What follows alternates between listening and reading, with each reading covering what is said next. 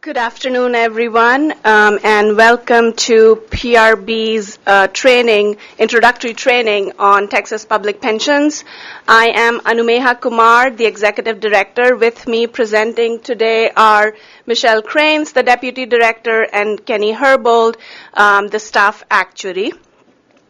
Before we dive into talking about pensions, I'm going to quickly give you an overview of who we are and what we do. And we will keep the presentation under an hour and then leave room at the end for questions, of course. If you have a question as we are presenting and it's something that you really want to ask, then please feel free to do that, of course. All right, let's begin. The Pension Review Board provides oversight to approximately 346 public retirement systems across the state. We oversee these systems for their actuarial and financial soundness.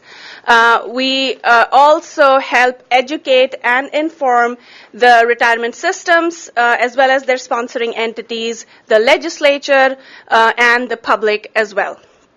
During session, one of our mandates is to provide actuarial impact statements, and the agency provides those statements on proposed pension bills that may have an economic or financial impact on a public retirement system.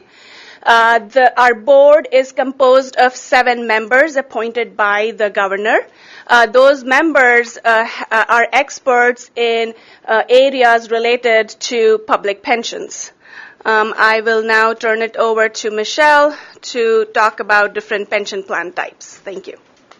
Thank you, Anu. And I'd like to recognize we have a Pensions Committee member here, Representative Stevenson, and we're thrilled and honored that you could join us. Thank you.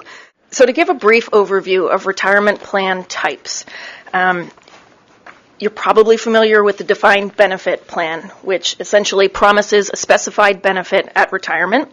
For public sector plans, generally both the employee and the employer contribute to the plan, and assets are pooled and invested by the plan. The amount of retirement benefit provided, of course, is not tied to actual investment performance, and rather it's usually determined by a formula of some sort. Not always, but usually. For participants in a defined contribution plan, which is, of course, more very widespread across the private sector, but we also see them in public sector, the amount of contribution is defined, but the benefit at retirement is variable, depending essentially on the amount of assets in the account in terms of how well it's done with investment performance. Then hybrid plans utilize DB, what we call DB and DC components, both. Generally, they can really vary the gamut on how they are structured, but generally a DC plan is valued, benefits look like a DC plan, but are valued and funded like a DB. So we'll talk a little bit more about a couple hybrids in the state of Texas. So to give you an idea of the landscape of Texas plans by plan type, there are 346 plans or systems registered with us, with the Pension Review Board. 99 of those are actuarially funded defined benefit plans. 2 of those are hybrid plans. 165 are DC or defined contribution plans, and there are 81 pay-as-you-go volunteer firefighter plans. The 2 hybrid plans that I've referred to previously are called cash balance plans. Those are statewide systems, the Texas Municipal Retirement System and the Texas County and District Retirement System. Currently, 883 municipalities are participating in TMRS, and 760 counties and districts are in TCDRS.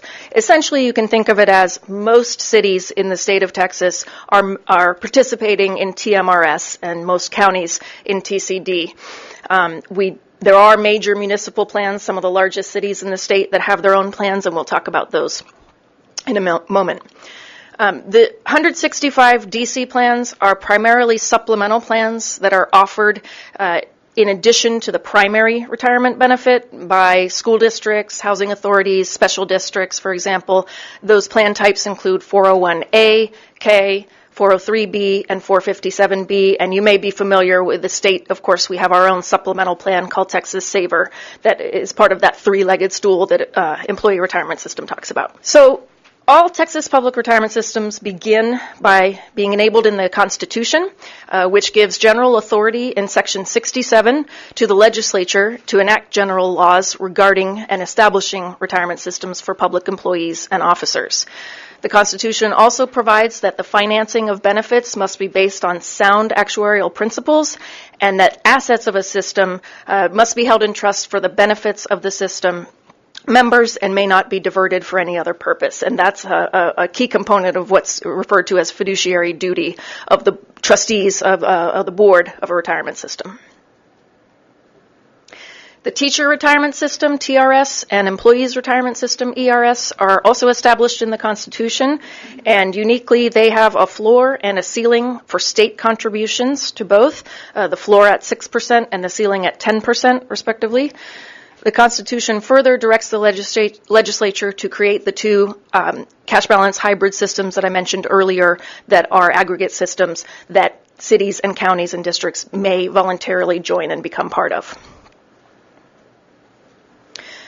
The Constitution also contains a benefit protection in Section 66 that prohibits the reduction or impairment of accrued benefits for certain local retirement systems. When this provision was adopted, there was a one-time opt-out, and 8 cities chose to opt out of this protection. They're listed on the slide.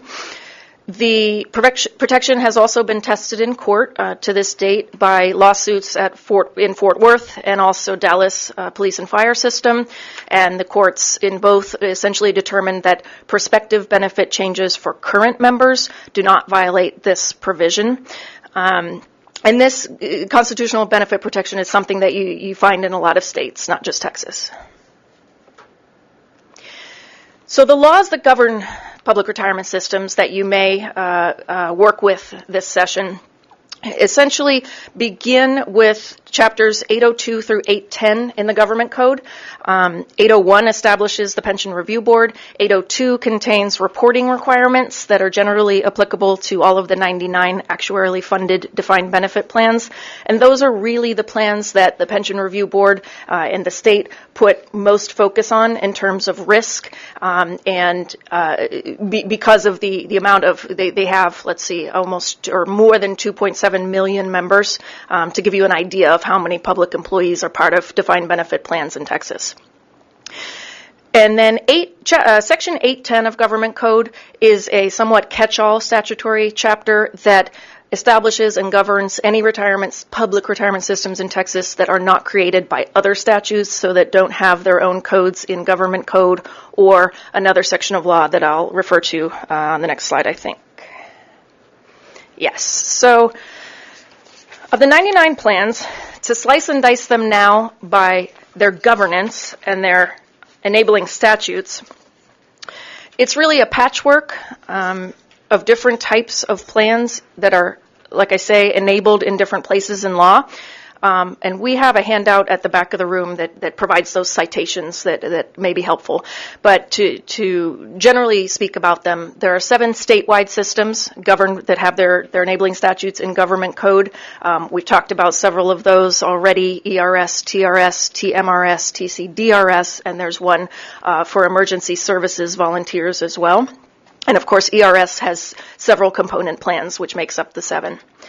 17 are major, what we refer to as major municipal retirement systems. Those include both plans for municipal and fire and police officers. 14 of them are founded and authorized in state statute, and you find those in the Vernon's civil statutes. They've not been codified into the other codes.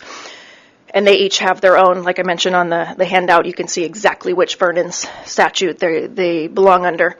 And then 3 of those systems are not in state law at all. So, of course, they're authorized by the Constitution, but they exist and are created in city ordinance or charter. Then there are 42 paid or part paid local firefighter plans. These are all over the state. They have their own section of law, again in Vernon's. It's called the Texas Local Firefighters Retirement Act. Sometimes we refer to it as TELFRA. Those plans make up a major chunk, as you can see, of the 99. And then there are 33 local retirement systems offered by other political entities, which are essentially special districts, such as water, appraisal, transportation, hospital districts, and organized under Chapter 810, that sort of catch-all chapter that I mentioned. In terms of governance, again, it's really a patchwork, or you might say it just varies greatly system by system. So to make some general points, decision-making related to the two levers of public pensions that we talk most about, contributions and benefits, decisions related to those, again, vary greatly by who can make those decisions. And let's give some examples. So TRS and ERS do not set benefit or contribution levels themselves, meaning the boards of those systems. Those are set in statute and only can be changed by the legislature. Some of the municipal retirement systems we talked about must come to the legislature to make contribution or benefit changes. And when we've given you just one example here, San Antonio Police and Fire, there are others. And in the next bullet, there are also local systems that can make some benefit and contribution decisions themselves without legislative approval, and then others that have to come for certain things. So like I say, it really varies. But here, there's some examples listed here as well. The Houston plans, Fort Worth, Dallas Police and Fire, and those local firefighter plans we mentioned before. They have a lot of latitude to set benefits and contributions themselves. Retirement systems established under Chapter 810 have complete authority to determine plan provisions locally. And just to take a step back, when I mentioned contributions and benefits can be set by boards of trustees, that's not an entirely complete statement. Of course, they're working with the plan sponsor who determines how much contributions to put in as well. I'll turn it over to Kenny for pension plan financing. Thanks, Michelle. The section that I'm going to go through is kind of the mathy side of it for a little bit, talking about how we fund benefits and then kind of the terms that we use and how we split stuff up. So basically, there's two sides to the equation. There's the income, and that's going to come from contributions or from your investments. The other side is what you're going to be paying out. Obviously, benefits make up, probably 95, if not 99%, or more of what you're actually paying. The expenses generally should be relatively small. If that's not the case, then maybe there's an issue and something needs to be looked at. There are two ways that we generally talk about this when we're funding. Pay-as-you-go is pretty much what it sounds like. These are the benefits that we need to pay today. So the contributions go in and essentially pass through. There is no income because there are no assets. That's not generally what we're dealing with. The things that we focus on as an agency and that we tend to see when it comes to laws are the pre-funding. So for pre-funding, the purpose is we want to put money in ahead, right? So we have enough money on hand when the benefits come due, so when someone wants to get paid out. So that's where we come into the concept of trying to look at how much are we going to make from investment income versus how much do we need to put in as contributions. Michelle talked a little bit about DB versus DC. The way that the benefits are designed is really the big difference. So with a defined benefit plan, we got to make a lot of projections, sometimes out to up to 100 years or so, as to what's going to happen with a particular individual. So if you have a 20-year-old employee who just started, there's some potential that they're going to live past 100, right? So we have to figure out when they're going to retire, how much they're going to be making when they're retired, how long they're going to live afterwards, what kind of benefits they're going to be taking, how long their spouses are going to be living. So there's a whole bunch of projections that come into play when you're figuring out how much that brand new employee is going to be paid for the rest of their lifetime. On the DC side, it's a little bit easier. Basically, the benefits are strictly a function of the investments. So we say we're going to give you 6% of pay. That's what goes into your account balance. Whatever happens with that, generally speaking, is going to be your responsibility. There are different versions whether it's participant directed, which is most 401k plans. There are some others where it's like target contribution funds you might have heard of, where the asset allocation is a bit more set for you.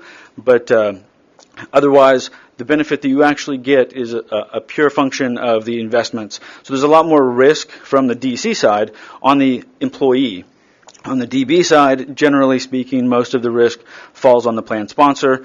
There are some risk-sharing structures, so investments don't do as well. Maybe that cost is split a little bit more between employees and employers, but it just depends. There's a wide variety of types of structures out there. Hybrid plans that we've talked about, TMRS and TCD are the two big ones in the state. So basically, the way those look, when you're looking at it, you're looking at an account balance. Your benefit is generally defined as you're going to get 6% of pay this year, and then we're going to give you 5% interest or something along those lines. And that continues to grow, and it's pretty standard for you as an employee to figure out this is what my account looks like when I retire. Now, a lot of those are then converted to an annuity. So there is a benefit, there's a bit more complication to determine how to actually fund all of that, because the plan isn't necessarily contributing 6% exactly, or your employer is not necessarily contributing 6% exactly, and the plan isn't earning exactly 5% on all of those funds every single time. So the risk in there, which is one of the reasons it's valued and funded like a DB plan, the majority of the risk there falls on the plan sponsor again. So investments don't do as well. They may have an ability to pull back some of those future benefits, but they can't take away what it says in your account balance, so they have to make up the additional amount. So that's where it comes with the DB side. Okay, so basic actuarial concepts. Really, this is kind of how we're splitting everything up. On one side, we've got the assets. On the other side, we've got the liabilities. So we have contributions and investment income. That's what we talked about earlier, right? Those are the assets that we have on hand. We refer to those as the actuarial value of assets. Sometimes it's the actual number. That's the market value of assets. Sometimes, because these are long-term prospects, we kind of smooth out some of that market volatility. That's what we refer to as smoothed assets. So if you're looking at ERS and TRS, I believe they use about 5 years. So they take about 20% of any gains and losses in any year and kind of spread them out. So the assets, your market value of assets go like this.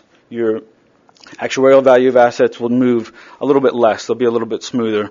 The accrued liability, that's the side. I guess I can slow down. I apologize. We're a bit ahead of time, so I won't talk quite as fast. The accrued liability is basically the benefits that you have earned. There's some more nuance to that, but that's the simplest way to think about it. Accrued liability are the benefits that you have on hand, or that you've earned, that you owe to your employees. Sorry if my hand keeps waving in front of that. So we're now comparing our assets on hand on one side and our liability on the other. If they're not equal, or this way, we've got a higher liability than we do assets. The difference right here is our unfunded accrued liability, right? So that's basically a debt that is owed to the plan. So if we talk about Houston, last session issued some pension obligation bonds, and the way they had this conversation is they said, we already owe the money to the plan, so we're going to issue these pension obligation bonds, and all we're really doing is restructuring debt. We're not taking on new debt because it was already out there. So all of the unfunded accrued liability that you're going to see on any balance sheet that you're looking at for these plans, that's basically a debt that's already been accounted for, that is already accrued, and we have to fund it somehow. All right, so basically the way we look at that, and again, this is really, we're looking mostly at the unfunded accrued liability, right? So we're looking at the funded ratio. We're taking the assets, and we're dividing the liabilities to get some percentage. If we're looking right now, I think we have some stats later on. We're looking in the 70s or 80s. It's pretty common in Texas for a lot of funded ratios. It's one measure of financial health. It is a snapshot. It doesn't tell you anything about where the plan is going. It really kind of tells you where things are sitting. So we always try and focus on the fact that you need to be looking at trends. Now, the amortization period takes that same debt and says, here are your contributions. How long is it going to take you to pay that off? That's the funding period or the amortization period. So That's what you have left on your mortgage or your credit card bills or whatever it is. That's how much it's going to pay it off. Credit card bill is probably a good example because now they're required to tell you if you pay the minimum, it's going to take you 75 years to pay it off.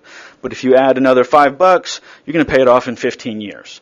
There is that big of a difference by putting in more money early on. So there's going to be some conversation most likely when you're talking about ERS and TRS contributions, especially that any money now is better than waiting. Even if you can't fund the entire thing, the more money you can put in now is better. Again, let me go back one more time though, that even with amortization period, it's more of a forward-looking measure, but the trend is still incredibly important. So any measure of financial health that you're looking at with pension plans, looking at the trends, how things are moving, not just one snapshot in time, is extremely important. We have a lot of volatility in the stock market, so if you're looking at a fixed rate plan, so the contributions are set at 9.5%, and that's the only thing that's going into the plan, that amortization period will bounce around a lot if the assets have moved at all. Or if you change assumptions, which is how you value the benefits, that amortization period and the expectation of when you're going to be paying off will change drastically. So it's important to kind of look at where the trends are and then what has caused those numbers to change. Last year, I guess it's 2 years ago, a year and a half ago, the PRB updated our funding guidelines. The primary thing that you probably should direct your attention to is item number 4. There's a couple of bolded pieces in there. Basically, we have a preference that amortization period we were just talking about ranges between 10 to 25 years, with 30 being a max. And we don't want, if you're going to be making any benefit changes, the preference is after that benefit change is made, the amortization period is no more than 25 years. This isn't state law. These are simply guidelines that were offered up by our board. So there is something else in state law, which is the Funding Soundness Restoration Plan, which has a slightly separate, has a different maximum period. So this is state law. This is what plans are required to adhere to, which basically says if your amortization period exceeds 40 years for a period of time, and that period of time depends on how often you perform valuations, you have to enter into an agreement with your plan sponsor to bring that amortization period down to about 50. Basically, it means you have to get under that 40 years within the next 10 years. And then they have to provide updates every couple of years to us. So far, this went into effect in 84th session, so it was 2015. So up to now, we have 15 systems that have been in this situation that have actually submitted it to us. 4 systems have managed to get their amortization period below 40. 7 of those 15 are working towards that, so that means they're somewhere between 40 and 50 depending on when they submitted it. 4 plans have basically jumped back up, so that means they've had to revise theirs. And when they have to revise their FSRP, they do have to maintain that same deadline. So this went into effect, the first one was due in 2016, so 10 years later is 2026, right? So if we're sitting in 2025 and you have a 50-year amortization period, you are still required to get yourself under 40 by 2026 if you were originally subject to it on the original date. And then we have one system that is still working on their FSRP. They're in the midst of making changes to their law right now. So I'm going to let Michelle talk a little bit more about what we've done recently. Thank you, Kenny. So this biennium, we've done some hard work that we want to make sure you're aware of that we hope might be useful to your offices. The first, I'm excited to say, is that we're putting our data online. This is something we've wanted to do for a long time. So we've created what we're calling the Public Pension Data Center that will house almost all of the data that we receive from public retirement systems, and eventually we hope to literally have it all, including the reports themselves. But for now, you'll be able to access plan-specific data as well as comparative data across systems, slicing and dicing by peer group, meaning system type as well as asset size. and also historical data over time. So the dashboard will be released by the end of this month, and we also usually, every session, put out a guide. Here it is. It looks like this, that's really, really dense, but has information along essentially most of the indicators and many more that Kenny talked about, financial, actuarial, governance, for each of the 99 systems. And so we will be producing both for this session, and we'll certainly let your offices know when this is available, and I think it may happen around the same time that we're also making you aware of that the dashboard is live. In the future, we probably will phase this out because the dashboard will house constantly updated information, and this one, you have to wait 2 years to get it refreshed. We've also conducted 2 interim studies, which were research projects that our board tasked us with, stemming from our mandate. One of our statutory mandates is to advise the legislature and make recommendations on public policy relating to pensions. The first topic that we studied was small asset pooling for smaller pension systems, and essentially the idea there, it's not a new idea, it's been discussed many times, but is that perhaps smaller plans that struggle to have good returns, as well as oftentimes face higher fees when engaging for investment services, that those plans, particularly they are often the local firefighter plans we mentioned earlier, but not restricted to those, that if they were able to get together and pool their assets, that does not mean merge their plans. They would keep, under a model like this, their own autonomous benefit structures, but they could pool investments, assets for investment purposes only. And this is something that there are some models for. We look at that in our study, and we essentially our board ended on a recommendation that unfortunately it needs further study. Idea being, we wanted the first step of this to try to quantify again, the idea has been out there, but to really study it and look at, can we quantify that there are potential benefits here? And we believe confidently that we did. Next becomes, I think, the hard part and the heavy lifting on how would such a model be structured. A state law would probably have to be changed, and so we think that some more deep digging would be prudent there. The second study did culminate in a recommendation to the legislature, and that is that all public pension plans, adopt funding policies. This is something you may hear about. It's a national best practice, something that is getting a lot of talk lately.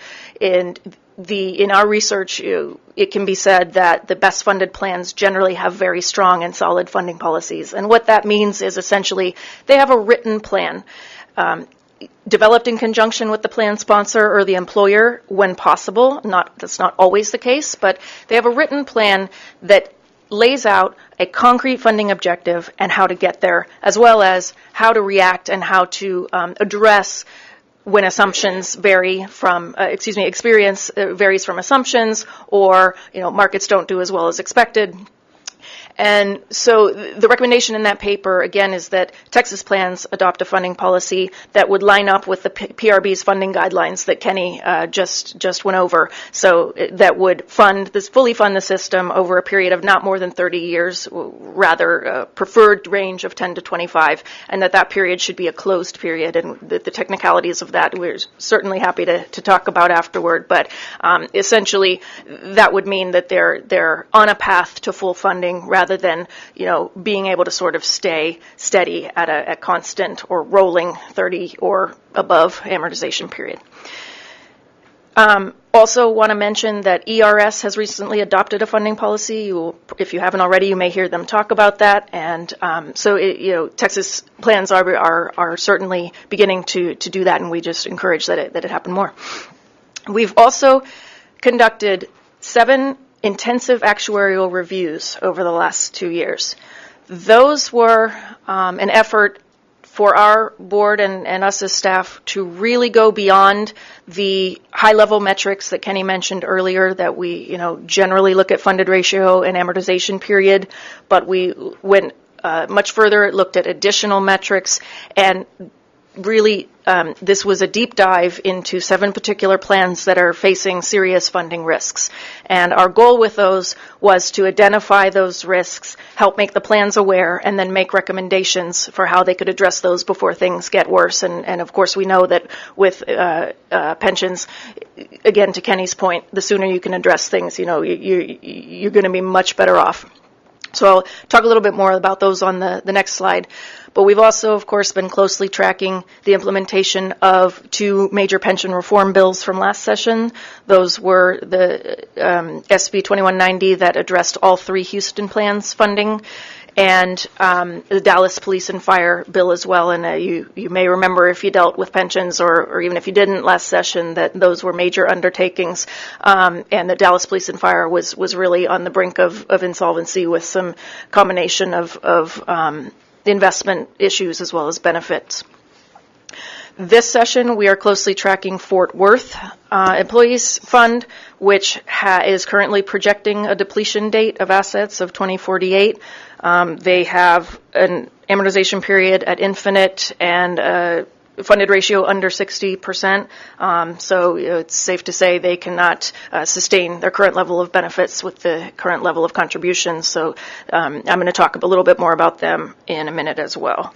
See if there's anything else I wanted to cover here. Nope.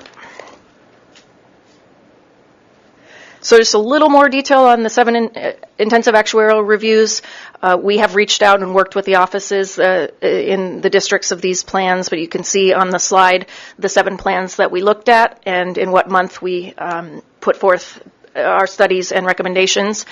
And I won't go through every recommendation, but I want to point out that the first that you see there is, of course, what I just talked about, to adopt a funding policy that requires payment of either an actuarially determined contribution or, at a minimum, that fully funds the plan over a finite period of 30 years or less. Otherwise, we looked at recommendations to help shore up funding, as well as address investments, practices, and procedures.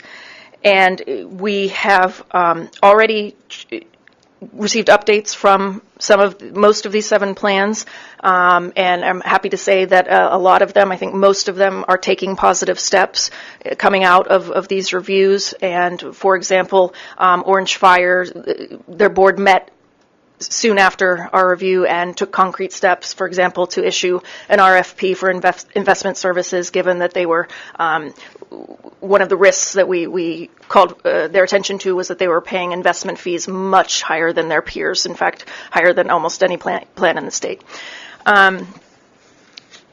We've also received a few requests for intensive reviews, so we hope to continue these next biennium as well.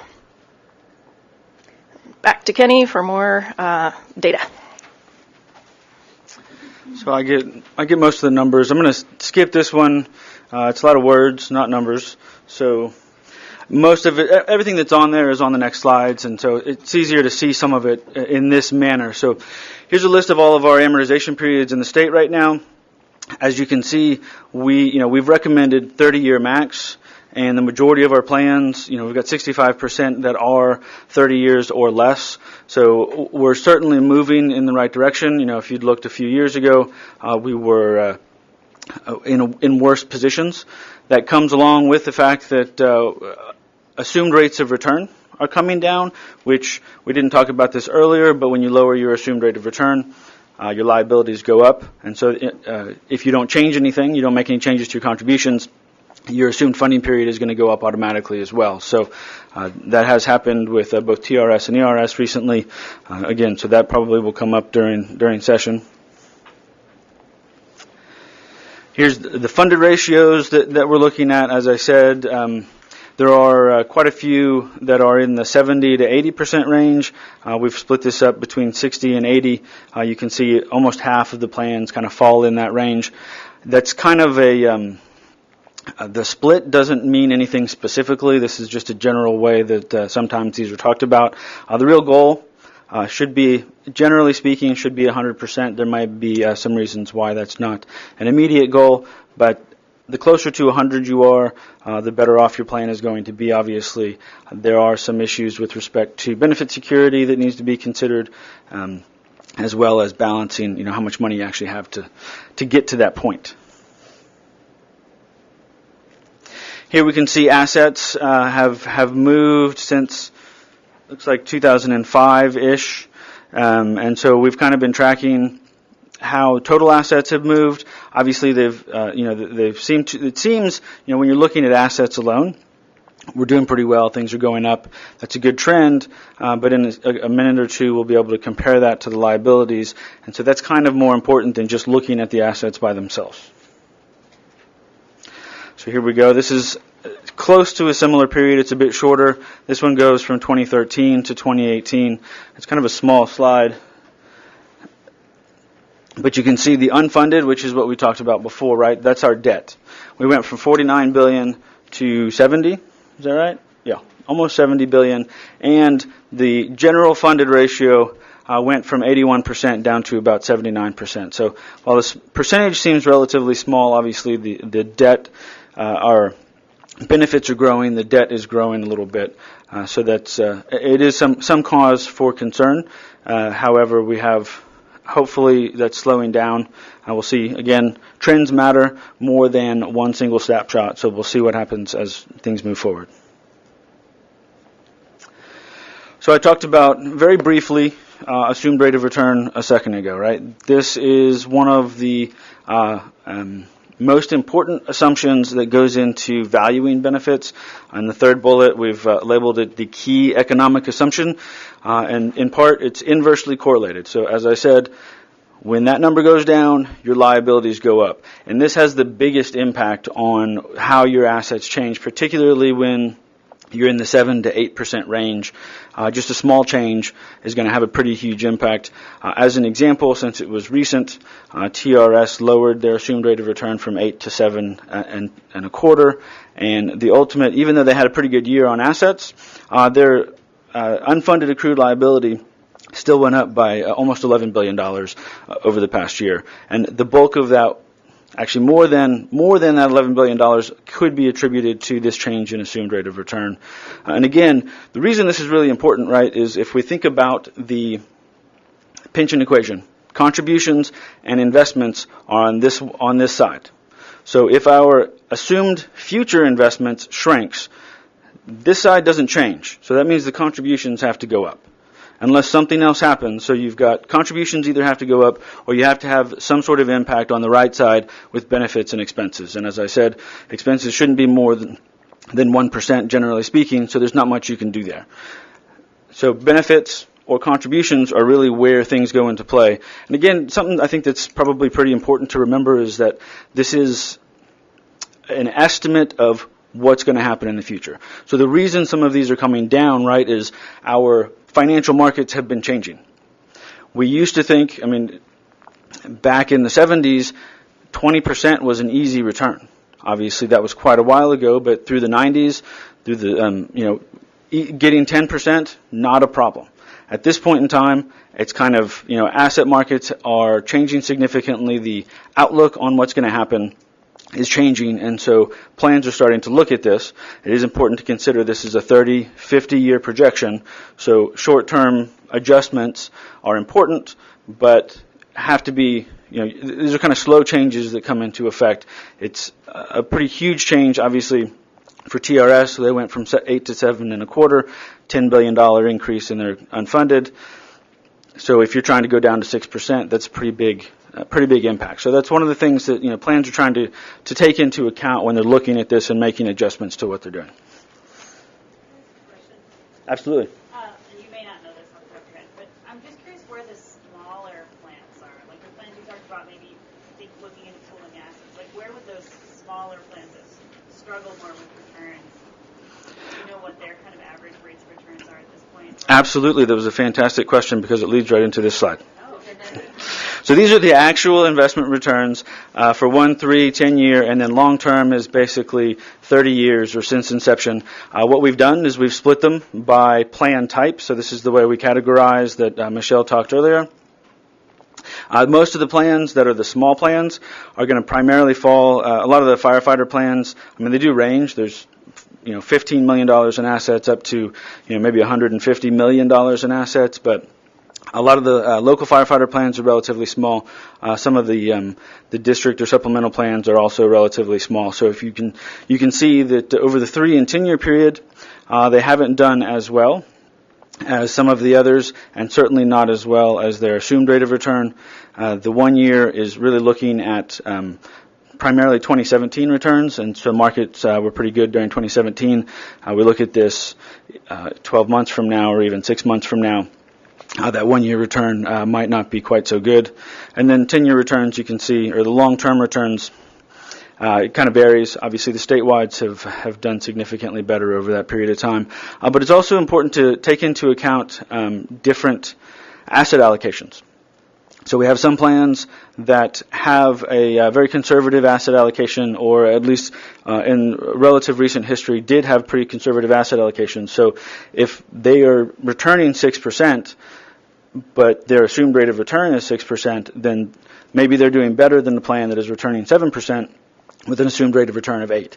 So it's not just how have you done, and that's why I said earlier when we looked at the graph of asset only, it's not just how are the assets doing, it's how are they growing in relationship to the liabilities. So it's important to kind of keep both of those in mind and take a look at the asset allocation as well and think about that as well. You taking over? Okay. Last speaker change, I promise. We're going to take you home now and then leave time for questions. So, want to turn to legislation. I mentioned previously the situation with Fort Worth Employees Retirement Fund. Where they are now, essentially, is that City Council has passed a pension reform plan that includes various components, but I would say predominantly an employer contribution increase from the city, as well as it's contingent on an employee contribution increase, which must go to a vote of all of the membership of the plan. That's to happen in February, I think late February. And if that vote fails, our understanding is the carefully crafted deal would most likely fall apart and would mean that legislation might be filed. Galveston Employees Retirement Plan for Police is one of the ones that we had talked about, that our staff conducted an intensive actuarial review of that plan. It is also in facing some serious funding shortfalls. It has a funded ratio right now of around 40%. And so where they are, to our understanding, is, again, the city and the plan are working on a deal, but haven't a concrete proposal has not emerged out of that. Our understanding has been, and they in fact updated our board at our meeting last week, that they are still hung up on some elements of that solution. And so if negotiations fail there, again, legislation we think would be likely. We also have on here recent bills, which are the Houston and Dallas reforms from last session that I already talked about. So our final topic for you are actuarial impact statements. Talked about this as one of our primary duties, that during legislative session we provide actuarial impact statements analyzing any bill that would have an economic or financial impact on a public retirement system. Of course, you know that changes to pension systems often create financial commitments far into the future, and we pride ourselves on providing the legislature with a forward-looking actuarial impact of those bills to try to help them make sound decisions. We've included in the handouts at the back of the room a packet that on top has a bill, which is HB 9 from the 84th session. That was the bill that increased employee contributions for ERS, which happened concurrently with employer contribution increase.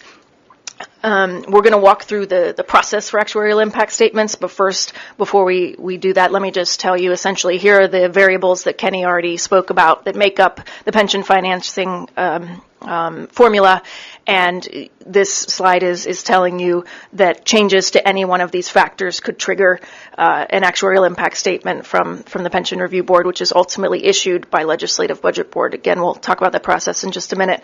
But so commonly what you would be looking at are changes to contributions, investments, or financing, or I think most commonly benefit changes, which can range anywhere from adding new tiers for new or existing members, changing the benefit formula, retirement eligibility requirements, cost of living adjustments, you'll hear referred to as COLAs, or adding or removing a class of employees.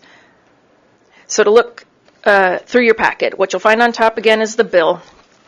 The next item is an actuarial analysis, is what we call it, because when a bill with a potential cost effect on a system is scheduled for committee hearing, the PRB asks the system that it affects to have their actuary run an actuarial analysis, because of course they have the data to be able to model what would the likely effect be. When the PRB receives that actuarial analysis, our actuary, Kenny, then prepares what's essentially a second opinion or an actuarial review by looking at that and making sure that he agrees, or that we and our board agree with the impact and the costs as analyzed by the system's actuary. Then both of those documents are summarized into one, which is the actuarial impact statement itself, that is PRB submits to LBB, and LBB publishes the final actuarial impact statement, which becomes attached to the bill and travels with it through the legislative process. Of course, if the bill at some point is amended or substituted to the extent that its actuarial effect is changed, then we would revise or update or issue a new statement. Then there's one other thing that we do related to this, which is at 70 and 30 days before the end of session, we are mandated by statute to assess the cumulative effect of any pension bills that would affect ERS and TRS, so that, again, the legislature, if there are lots of different bills under consideration that could do different things and have varying effects, so that that can be looked at as a whole. At this point, we would be glad to take questions. The last slide here are resources that we'd like to bring to your attention. We have 7 free online courses in public pension topics. These are essentially the fundamentals, if you will, of pensions. Each course is between half an hour to an hour and a half, and these are something we created for pension trustees and administrators, those who sit on the boards and administer pensions. But certainly you're welcome if you or anyone on your staff has the time to get a deeper level of knowledge. Thank you for coming, and Katie Brown has a question. Thank you. So, can you talk about, and I understand all these actuarial metrics are, some of them are realistic and some of them not so much. You said like the target funding ratio is 100%. Is that a little bit like getting a perfect credit score? Like to go back to your credit card analogy?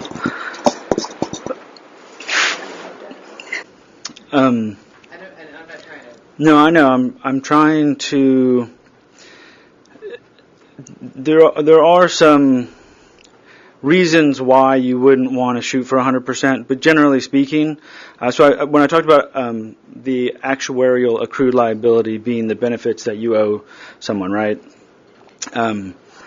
That's, at some point you have to fund 100%, period, because you're going to pay it out at some point. So that's generally why that's the goal. So the way in which we calculate the accrued liability, it's already designed to be spread out in a reasonable manner over an employee's career. So the idea is that you are saving enough money by the time they retire that you have enough money to pay them for the rest of their life. So that's why that is generally speaking the goal. So that it's essentially designed to get you to 100% funded for a particular individual by the time they retire. There are some, I won't say political, but there are budgetary constraints, obviously, that come into play when you have ups and downs in the market and you have changes in your, your assets, and so your unfunded will jump around. But I would say generally, yes.